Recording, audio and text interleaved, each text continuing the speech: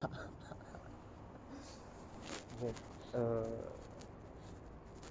et moi ça me fait penser à ça parce que, finalement, c'est quoi finalement être ça? C'est et ça rejoint cette idée de l'œuvre en fait. Il y a aussi Léonard de Vinci, on pourrait Ah oui, oui, discuter. oui, oui, oui, effectivement. Je pense qu'il ne faut pas avoir peur de se disperser, enfin pas de se disperser, Si, mais si, c'est le mais terme. de proposer Ouais.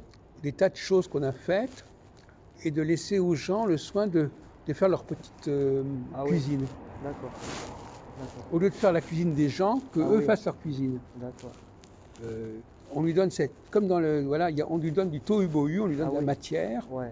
et puis à chacun de recomposer à sa façon. Ah, c'est intéressant ce que vous dites. Plutôt que d'avoir des gens qui sont comme ça, Directif, entre voilà, voilà, donc bien moi sûr.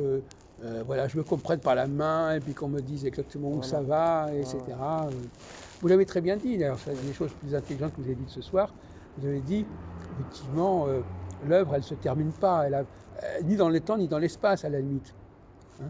Elle ne se termine pas parce qu'elle peut encore continuer, et puis dans l'espace, parce qu'on n'a pas forcément fait le tour de tout ce qui a été fait par cet auteur. On peut découvrir des inédits, on peut découvrir des papiers, on va dire, c'est inépuisable. Puis il y a les dits et les non-dits. Il y a tout ce qu'on dit, tout ce Oui. qu'on écrit, tout ce qu'on produit en tant qu'être humain. Mais il y a tout ce qu'on ne dit pas, tout ce qu'on a fait qu'on n'a pas montré, tout ce qu'on... Vous voyez? Et finalement, quelque part, dans l'œuvre telle qu'elle est figée, on va dire, d'un certain point de vue, en tout cas matériellement, on peut peut-être découvrir aussi des non-dits. Vous De voyez? toute façon, l'œuvre, par définition, elle est insaisissable. Ah oui, À la différence de. Et même, à la limite, même un roman, on pourrait aussi l'analyser de manière très complexe, si on voulait.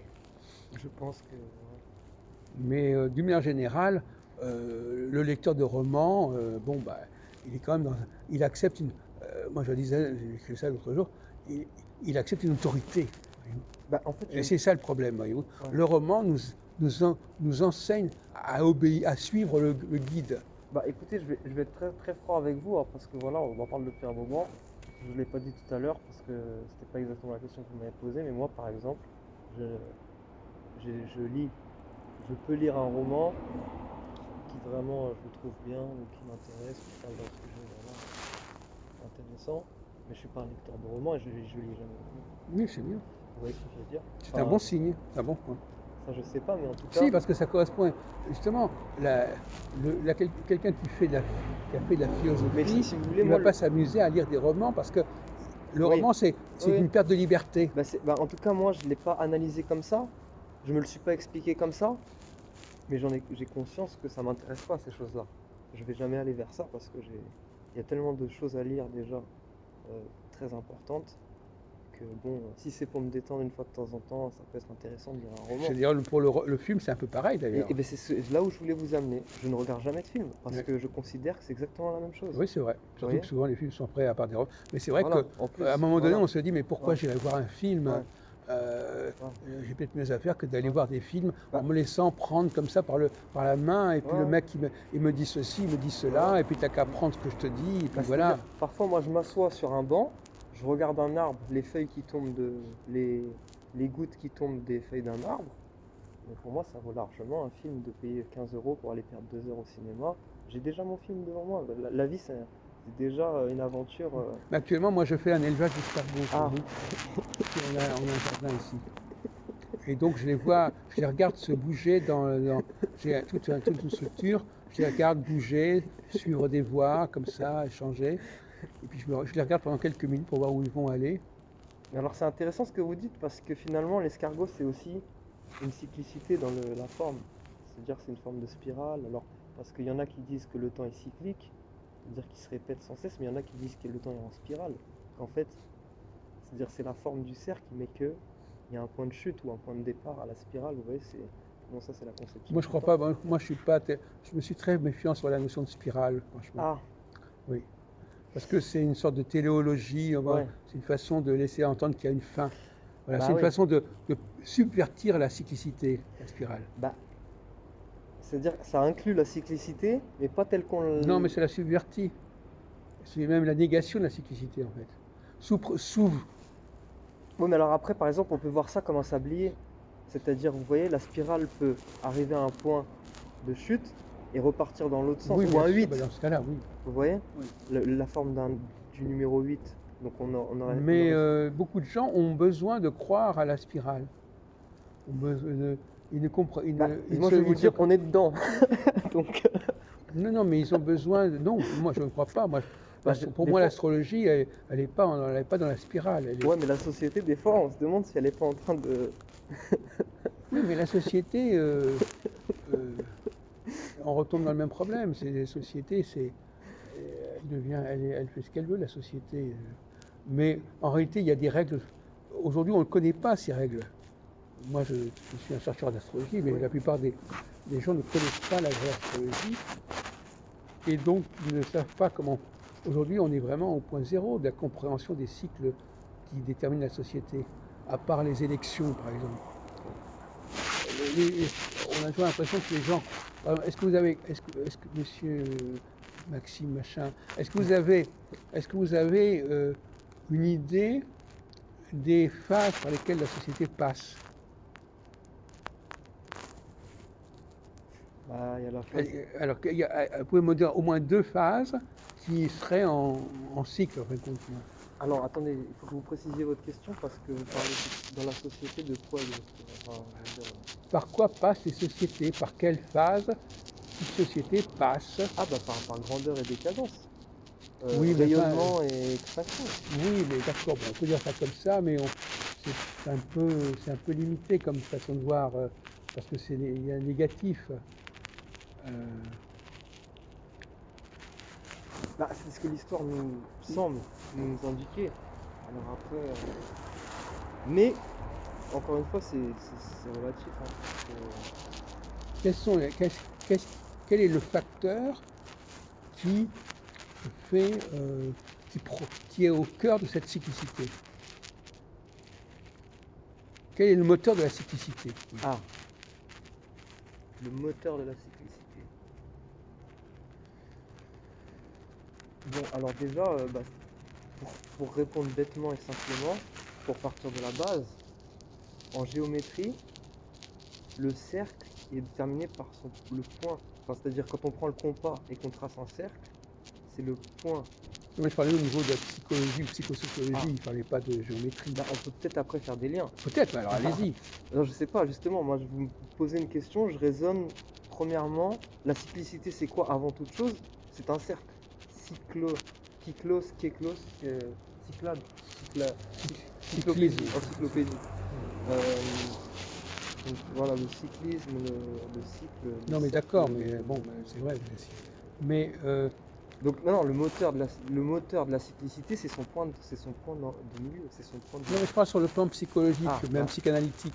Ah, donc ouais, mais parce que... Les sociétés, elles sont confrontées à quoi? Ah. Qu'est-ce qui fait que dans une société, dans l'histoire d'une société, par quelle phase passe-t-on? À part de votre histoire de grandeur et décadence, qui est un petit peu limite quand même. Ou peut-être trop... Non, mais ça n'a pas beaucoup d'intérêt. Ça, c'est factuel, ça. Ouais.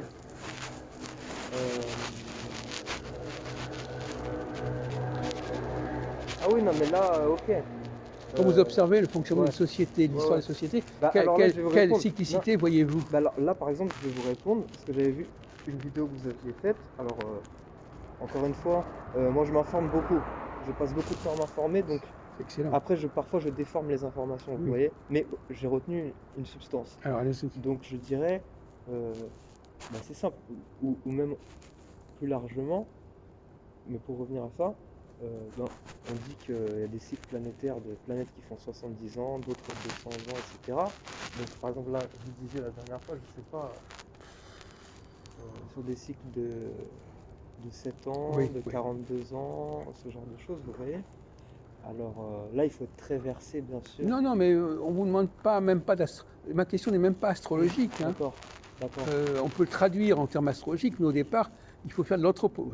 Et moi, je défends l'anthropocosmologie. Il faut d'abord parler de ce qu'on peut observer en oubliant les astres. Les astres, D'accord. les astres, on les Ah oui. connecte ensuite. D'accord, d'accord, d'accord. Il ne faut pas renverser les choses. C'est pas les astres D'accord. et la société, c'est la société. Et éventuellement, comment ça s'explique par les astres. Alors quoi? Alors on parle de politique? On parle de politique, on Bon, parle oui, ça- d'économie, on parle Oui, de mais quoi? On d'accord, parle mais, de science, on non, parle mais d'accord, mais quelles sont les, où est la sexicité en politique, par exemple? Ah, ça c'est une très grande question. Euh,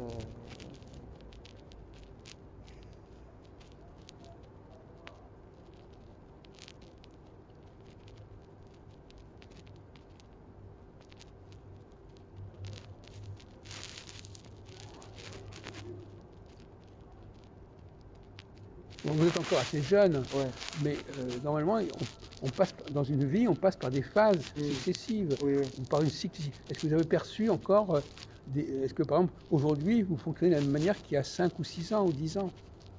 Non, non, Est-ce que votre psychisme a les mêmes repères?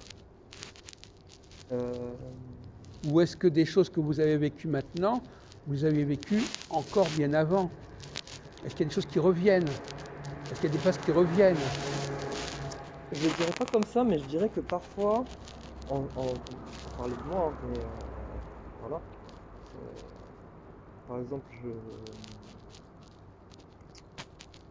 il y a certains moments de ma vie où j'ai des souvenirs de choses passées qui me reviennent à un moment précis.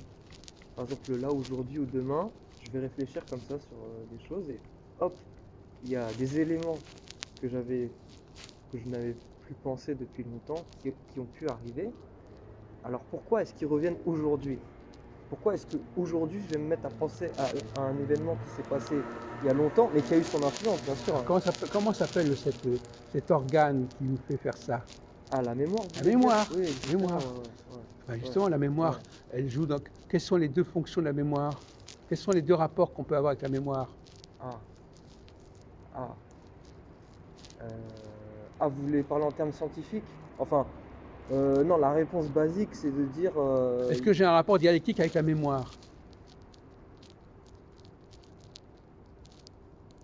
Mais alors c'est quoi l'autre rapport? S'il y a un rapport dialectique, c'est quoi l'autre rapport?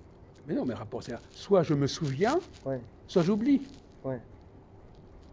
Soit je Non, non, veux, non. soit je me souviens de ce qui m'est arrivé, soit je veux l'oublier. Oui, Voilà. Amnésie, anamnèse. oui, C'est ça le moteur. ouais. Il y a des périodes où notre cerveau renvoie plutôt est activé au niveau de la mémorisation, Mhm. et d'autres moments où il n'a pas envie de se mémoriser. Hmm, Il a envie de passer à autre chose. hmm. Oui, alors là, par exemple, je vais vous répondre à un truc très étrange. Peut-être personne ne s'intéresse à ces sujets-là, mais par exemple, alors, on apprend à l'école le théorème de Pythagore, etc. Bon, Pythagore, donc, en parlant de la mémoire, il faut savoir que la discipline, l'ascèse pythagoricienne, c'était... Alors là, bon, je vous donne un exemple comme ça, hein. Je sais pas l'importance que ça a, mais euh, il y avait une discipline dans l'école euh, du Pythagore, pythagoricienne, hein, un exercice qui devait être pratiqué par le maître lui-même et certainement par ses disciples, en tout cas dans les bribes comment dirais-je, d'informations qui nous sont parvenues sur ce sujet, on dit que ils faisaient un exercice que tous les soirs, l'adepte ou le disciple, l'étudiant, voilà, c'est un terme plus simple, devait se remémorer toute sa journée depuis la première chose qu'il a fait en se levant jusqu'au moment où il est en train de penser ça le soir. Pour dire alors maintenant qu'est-ce qu'on peut en déduire? Est-ce que le fait que je dois me souvenir que j'ai bu un café à 15h15 et que j'ai fini... On vient de dire qu'il y a des moments où il faut ne pas se souvenir. Ou on préfère... Mais justement, les pythagoriciens faisaient un exercice où ils devaient se souvenir de tout. Oui, mais, non, mais justement, on parle de dialectique. À un moment donné, je me souviens. À un moment, je fais le deuil ou je veux passer à autre chose. Oui, mais alors qu'est-ce qui motive ça? Pourquoi il y a des choses qu'on veut oublier et pourquoi il y a des choses qu'on veut... Non, c'est pas que des choses. Pourquoi il y a des périodes où on veut oublier Mhm. Donc c'est même pas on veut oublier, il y a des périodes où notre cerveau n'est plus branché sur la mémoire, Mhm. et des cerveaux où il veut se refondre. La mémoire est réactivée. Mais ce n'est pas des questions de jours, d'un jour ou deux, des périodes de plusieurs années. Là, on est au cœur de l'astrologie, mon cher Maxime. L'astrologie nous parle du cycle de la mémoire. C'est-à-dire qu'elle nous parle des périodes. Je ne parle pas au niveau individuel, je parle au niveau collectif, parce que pour moi, il n'y a pas d'astrologie individuelle. Il y a des périodes où une société, dans sa globalité, par exemple, si on prend par exemple 1989, le démantèlement Ouais. de de la RDA. et puis après de l'URSS, et puis Ouais. bon. Là, c'est le retour de la mémoire. Ouais. Parce qu'ils avaient accepté une sorte de collectivité globale, hein, Mhm. qui dépassait les origines des uns et des autres. Tout d'un coup, ces origines, elles reviennent. C'est-à-dire C'est le retour du refoulé. on casse le mur, donc on... Non, je ne parle pas que du mur, je parle de l'ensemble du processus. Oui, mais on peut prendre un exemple particulier. Le mur peut illustrer ça, non? Par exemple. Si vous voulez. Enfin, bon, c'est notre propre... on a un phénomène général où chaque pays reprend son originalité, sa spécificité, et même au sein de l'URSS aussi. Voilà. Donc ça veut dire qu'il y a une puissance mémorielle là, qui a été un petit peu mise entre parenthèses auparavant. Voilà. Mais ça, ce sont des processus, des flux qu'on peut étudier astrologiquement. D'accord. Et vous avez donc... Ah oui, oui. Alors vous avez ce qu'on appelle les équinoxes et les solstices. Oui. Les équinoxes, c'est où on met tout à plat, et les solstices, on revient sur le passé. Mais alors, par exemple, là, concernant ces exemples-là, alors du coup, on a une date là, une approximation. Alors, quel cycle planétaire, quel mouvement ou quelle résidence d'un astre? Donc ça montre, vous avez bien raison, voyez-vous, vous venez de dire, on n'a besoin que d'un seul et unique vecteur. Donc ça répond à votre question tout à l'heure. On n'a pas besoin de toutes les planètes, on n'a besoin que d'un seul vecteur qui introduit cette cyclicité. Bien sûr. Le fait de combiner plusieurs vecteurs, ça crée vraiment le désordre total. Ah. Parce que au moment donné... Oui, mais alors je comprends ce que vous voulez dire, mais je vais te dire, maintenant, si on veut essayer de ma compréhension, disons, une fois qu'on a identifié ce vecteur premier, vous voyez, donc on l'a, est-ce que par la suite, en partant de cette base, on ne pourrait pas commencer à considérer les autres influences? Pourquoi faire? Peuvent exister. Pourquoi faire? C'est pas exister, c'est prévu dans le système, c'est pas exister. On n'est pas dans la nature là, on est dans la technique. On construit quelque chose. C'est comme si vous disiez, ah ben tiens, j'ai une voiture, pourquoi je ne mettrais pas 3 ou 4 volants? Pour faire quoi? Oui, mais d'accord, mais ce que je vous dis, c'est que, ok, il faut un volant, mais il faut un moteur, il faut un pot d'échappement, il faut une vitre, il faut un siège. Oui. Donc il n'y a pas que le volant dans la voiture. Non, mais les planètes sont des volants. Donc on n'a besoin que d'un seul volant. Vous n'allez pas dire, tiens, cette planète-là, ça sera la machine, ça sera... Bon, voilà. Ouais, mais bon, par exemple, je vous donne un exemple. Parce que en même temps, vous me dites, vous ne faites pas d'astrologie individuelle. Alors. Ça dépend ce que vous n'avez peut-être pas compris ce que j'ai voulu dire par là. D'accord. On vit individuellement des phénomènes collectifs. Ah oui, mais c'est-à-dire... Oui, ça je suis mais c'est le même processus, c'est-à-dire que chaque personne est...